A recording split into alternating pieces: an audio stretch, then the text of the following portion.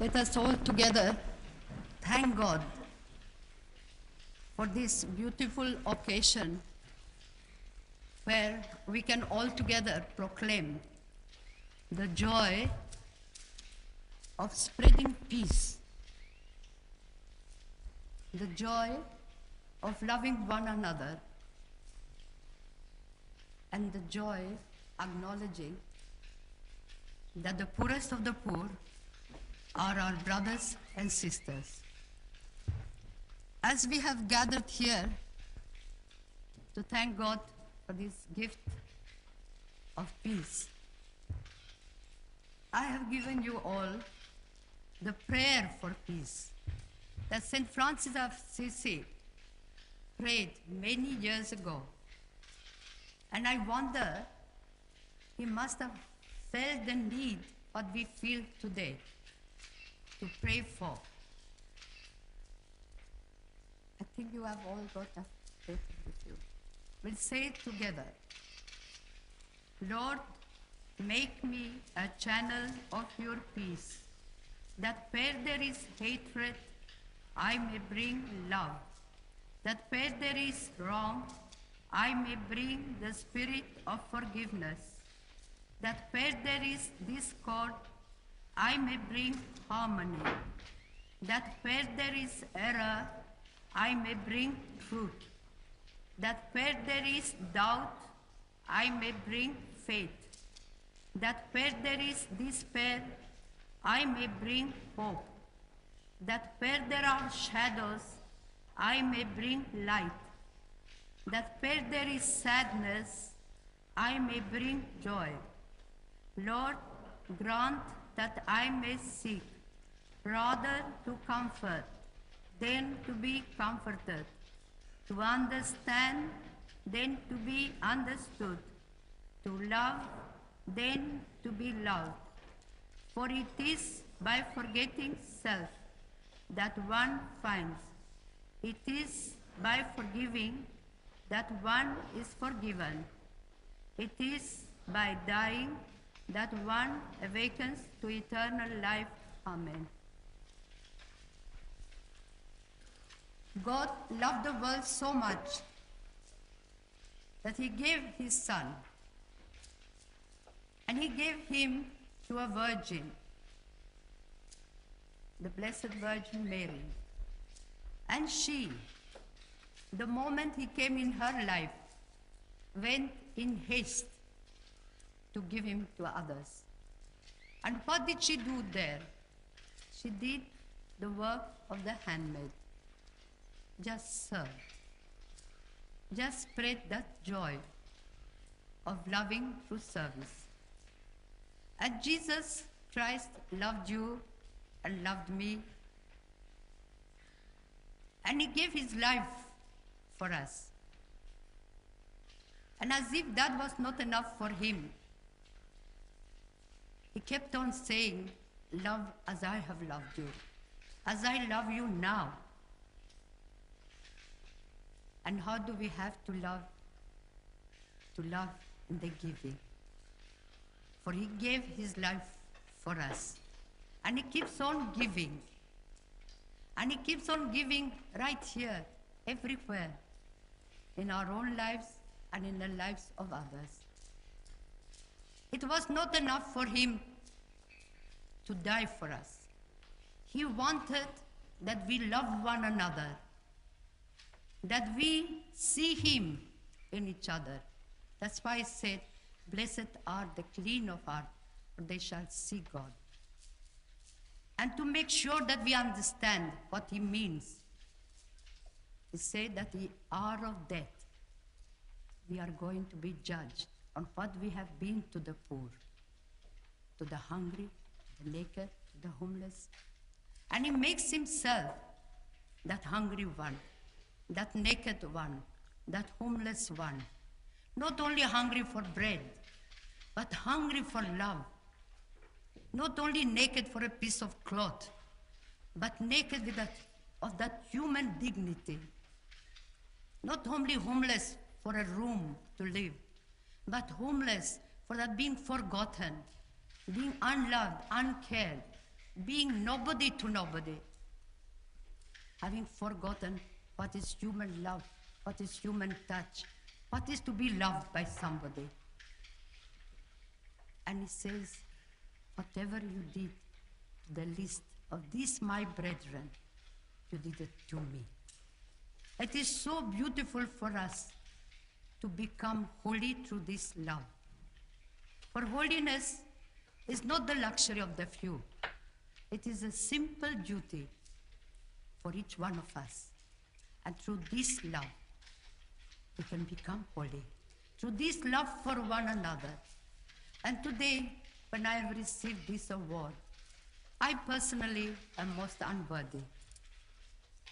And I, having a vow of poverty, to be able to understand the poor, I choose the poverty of our poor people.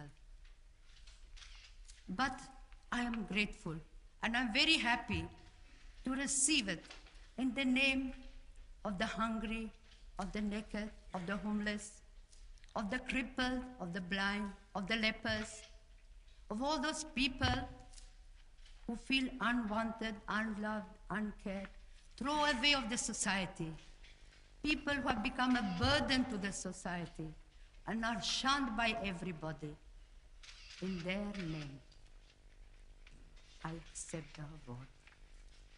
And I'm sure this award is going to bring an understanding love between the rich and the poor.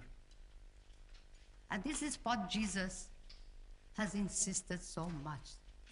That's why Jesus came on earth, to proclaim the good news to the poor.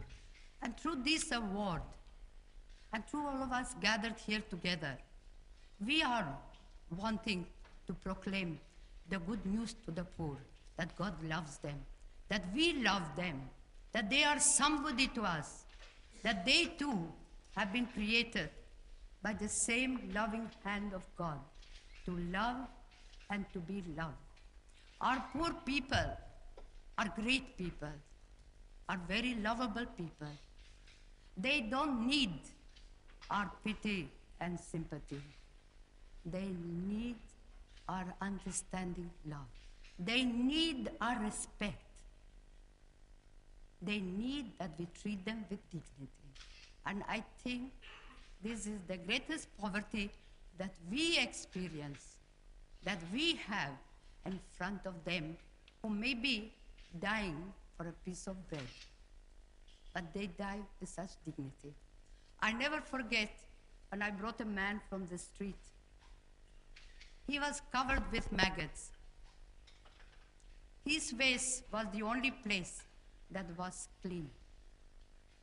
And yet that man, when we brought him to our home for the dying, he said just one sentence: I have lived like an animal in the street, but I am going to die like an angel, love and care. And he died beautifully. He went home to God. For death is nothing but going home to God. And he, having enjoyed that love, that being wanted, that being loved, being somebody to somebody at the last moment, brought that joy in his life. And I feel one thing I want to share with you all. The greatest destroyer of peace today is the cry of the innocent, unborn child. For if a mother can murder her own child in her own womb, what is left for you and for me to kill each other? Even in the scripture, it is written, even if mother could forget her child, I will not forget you. I have curved you in the palm of my hand. Even if mother could forget. But today, millions of unborn children are being killed. And we say nothing. In the newspapers, you read numbers of this one, of that one being killed, this being this one. But nobody speaks of the millions of little ones who have been conceived with the same life as you and I, with the life of God. And we say nothing. We allow it. To me, the nations who have legalized abortion, they are the poorest nation. They are afraid of little one. They are afraid of the unborn child.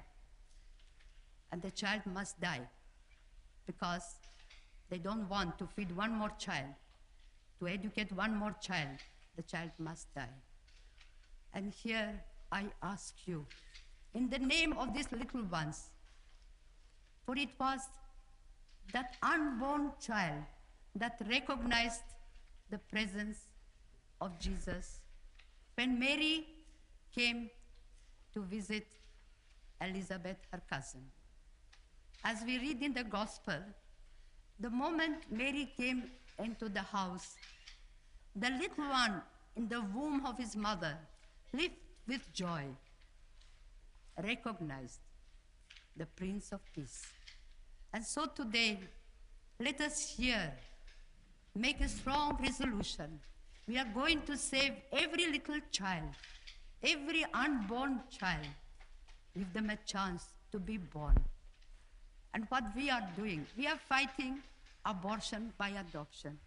And the good God has blessed the work so beautifully that we are saved thousands of children, and thousands of children have found a home where they are loved, they are wanted, they are cared. We have brought so much joy in the homes where there was not a child.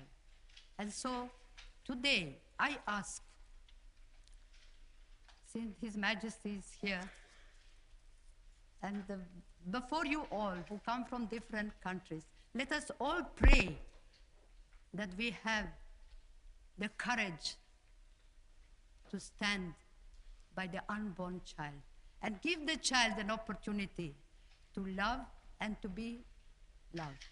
And I think with God's grace, we will be able to bring peace in the world. We have an opportunity.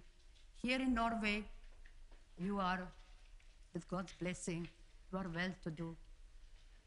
But I'm sure in the families, in many of our homes, maybe we are not hungry for a piece of bread, but maybe there is somebody there in the family who is unwanted, unloved, uncared, forgotten. There is love. Love begins at home. And love to be true has to hurt. I'll never forget the little child who taught me a very beautiful lesson. They heard in Calcutta, the children, that Mother Teresa has no sugar for her children. And this little one, Hindu boy, 4 years old, he went home and he told his parents, I will not eat sugar for 3 days. I will give my sugar to Mother Teresa. How much a little child can eat? After 3 days, they brought him to our house. And there was this little one who could scarcely pronounce my name. He loved with great love. He loved until it hurt. And this is what I bring before you. To love one another until it hurts.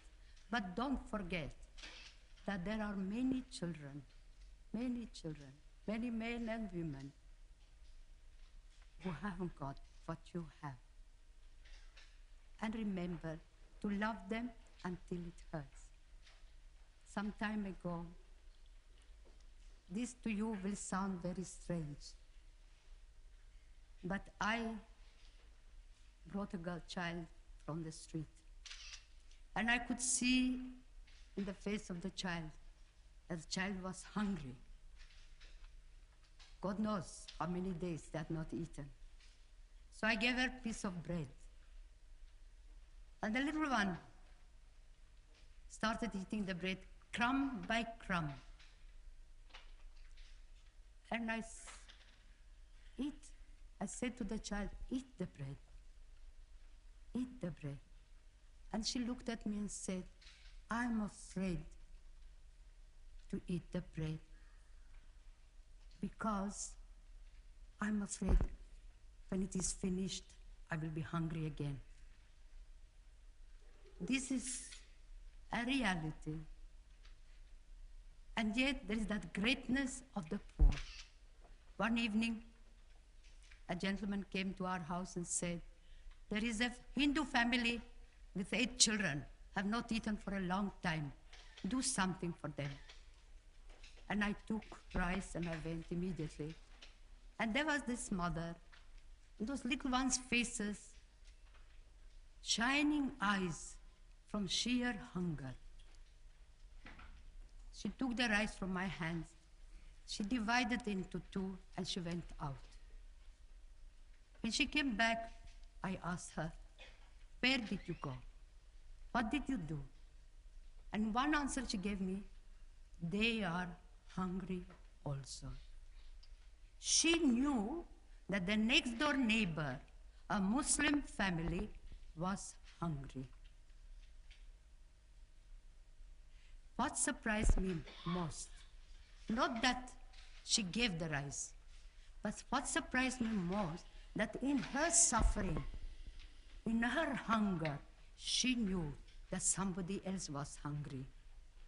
And she had the courage to share. And she had the love to share. And this is what I want you to love the poor. And never turn your back to the poor. For in turning your back to the poor, you are turning it to Christ. For he had made himself the hungry one, the naked one, the homeless one, so that you and I have an opportunity to love him. Because where is God? How can we love God? It's not enough to say, my God, I love you. But my God, I love you. Here. I can enjoy this, but I give up. I could eat that sugar, but I give that sugar. If I stay here the whole day and the whole night, you would be surprised of the beautiful things that people do to share the joy of giving. And so my prayer for you is that truth, we bring prayer in our homes.